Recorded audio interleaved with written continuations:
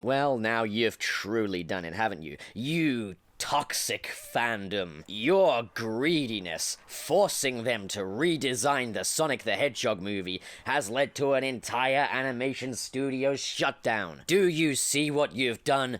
You should be ashamed. Well, let's get our heads back in the real world for a second. Apologies for how my voice sounds. It's not that I'm not enthusiastic, it's just that I'm completely ill. But these videos aren't gonna make themselves. Once again, this video is sponsored by NordVPN, and you can get 4 months free with a 3-year subscription by using my discount code. Everything you need is in the description below, so check it out. Alright, onwards.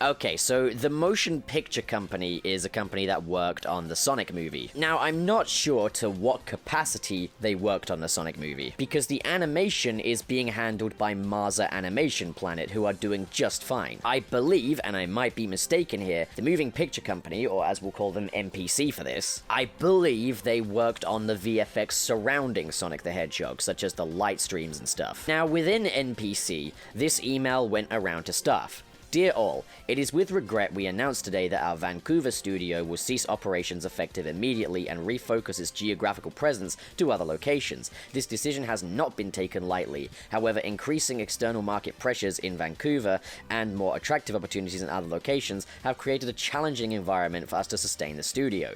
MPC Film and Technicolor's VFX brands, including Mill Film, Mr. X, and Micros, will continue to grow and expand in Montreal, Paris, Adelaide, LA, Toronto. Additionally, 2020 will see us launch MPC's and Mill Film's new episodic divisions. The Vancouver facility opened in 2007 with a core team of artists working on Zack Snyder's Watchmen. By 2013, the studio grew to more than 500 artists, winning several accolades, including an Academy Award for its work on Ang Lee's Life of Pi. We are extremely proud of the hard work and dedication of our team over the past 12 years to make Vancouver a large part of the MPC network. To our friends and colleagues who are personally impacted, I wish you all the success in the future, and I hope a number of you will consider other opportunities to join MPC Film or sister brands at locations. We will continue to conduct our business. Best, Christian. Now, I'm thinking what you guys are thinking. I hope nobody was too adversely affected by this and that not too many jobs were lost. Obviously, it's a very, very sad thing, but people are blaming this onto those who criticized the original Sonic the Hedgehog trailer, believing that the additional workload of the Sonic redesign is what shut down MPC's Vancouver office. Now, I can't say for sure, as I don't work for MPC, and I haven't worked on a Sonic movie,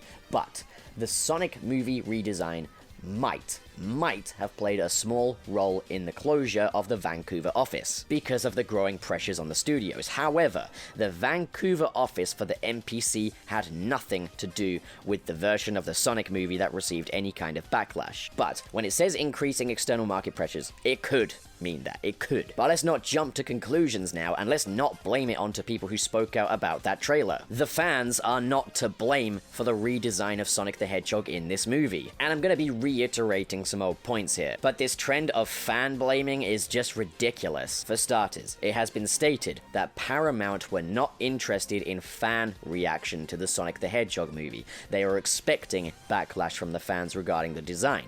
What they didn't anticipate was the sheer amount of backlash that would come from general audience members less familiar with Sonic the Hedgehog. They made the realistic Sonic design because they didn't believe that general audiences cared what Sonic looked like, how accurate he was to his original depiction, and thought that a cartoonish Sonic in this world would not be right for them. They wanted to change Sonic to make him fit for public consumption. They believed that the creepy Sonic with the monkey anatomy and the lips would be more marketable for audiences than the other Sonics. They believed that this was the definitive, marketable version of Sonic the Hedgehog. This was not the thoughts of director Jeff Fowler. This was not the thoughts of producer Tim Miller. It was the thoughts of the studio, their focus, their mandate for this film. Now, to say that people shouldn't have reacted negatively to this, how else is anyone supposed to react? Even if I weren't familiar with Sonic the Hedgehog, I would find this design creepy. This is supposed to be a children's movie, yet on the onset, we've got James Marsden running around with a demon. That is what this looked like to any non-Sonic the Hedgehog fan. Why would you want to take your child to see a creepy, spiky-looking monkey running around to gangster's paradise? So if you expect fans and audiences not to give backlash to studios, then you should expect the studios to get it right. There is nobody to blame for the Sonic the Hedgehog redesign and whatever repercussions may come with that than the studio behind the original design mandate. There's kind of this mentality of just be grateful that there's a Sonic movie. And it carries over to Star Wars as well. Just be grateful. Just be grateful you got this movie. Just be grateful it's there. And to a degree, there is don't be entitled. Don't act like you're entitled for these films to exist. Don't take it as a personal offense when a film isn't to your liking. But people are paying for movies. People are going to see these movies. They're supposed to have us interested. If people don't like movies, they have a right to say so. What are we trying to do? Put a damper on all criticism in existence? Are we just supposed to slurp things down? Are we trying to discourage people from being proactive audience members? And even down to the wording of some of these articles, like the company that redesigned live-action Sonic has closed down. What they need to say is, a small branch of the company that was involved in the Sonic redesign but wasn't involved themselves has closed down due to completely unknown circumstances. I also want to point out that one of the animators that worked on the Sonic movie also worked on the Cats movie. Now, I don't know if NPC are involved in the Cats movie to any capacity, or the Vancouver office, but that could be a possibility. There's a lot of possibilities, but with no definite answers. So let's get off our high horses, quit blaming the fans, and just admit that Hollywood sometimes fucks up. Sometimes the studio business heads with their spreadsheets don't know what's best. It happens way more than you think. And the only reason this particular story has some traction is because they actually decided to fix it. Otherwise, the Sonic movie would just go down in history as yet another instance where Hollywood has missed the point. That is not a rare occurrence. Let's also consider another factor here.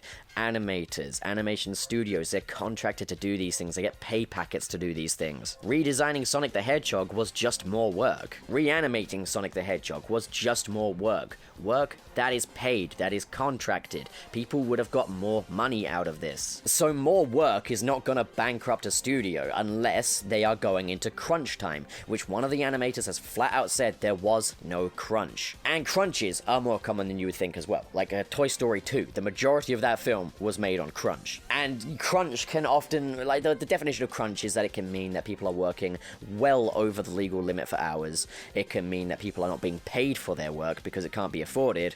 Sonic the Hedgehog 2006 and Sonic Boom Rise of Lyric were games that were both made on crunch at certain stages. Crunch time is an absolutely horrendous thing for filmmakers, for animators, for anything like that. Which is why really we should all be very relieved that they did delay the film as much as they did, allowing them to complete this without crunching. I really hope that there are new employment opportunities for the Vancouver NPC staff. I'm sure there will be, and I'm sure others will be relocated around the company overall. Maybe a few mergers. They've made it very clear that they want to be able to open up new positions for everybody, and I'm kind of optimistic about new opportunities as well. So here's hoping that's not just business talk. But if anybody knows what, NPC's actual involvement in this film is when next to Marza Animation Planet as well, because I believe it's Marza Animation Planet that are animating Sonic the Hedgehog himself, which was quite a big coup, as Marza Animation Planet had previously worked on the Sonic the Hedgehog games. So if anybody knows any more about this, please do let me know. So,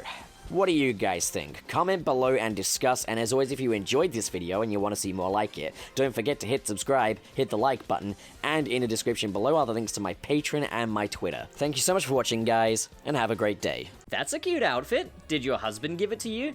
Because you could get a way better costume from Zentai Zone. Check out their range of custom-made, tailored superhero costumes. Ridiculously good quality, value, and customization. Link is in the description below, as well as my coupon code CHANNELPUP, where you can get a discount off of your purchase. And while you're at it, why not get your suit designed by my talented buddy Dan from New Blood Dan's workshop? You can contact him via the link in the description below. Seriously guys, you do not want to miss out on your chance to be your favorite superhero and feel authentic and professional. And you don't want to miss out on that Channel Pup discount.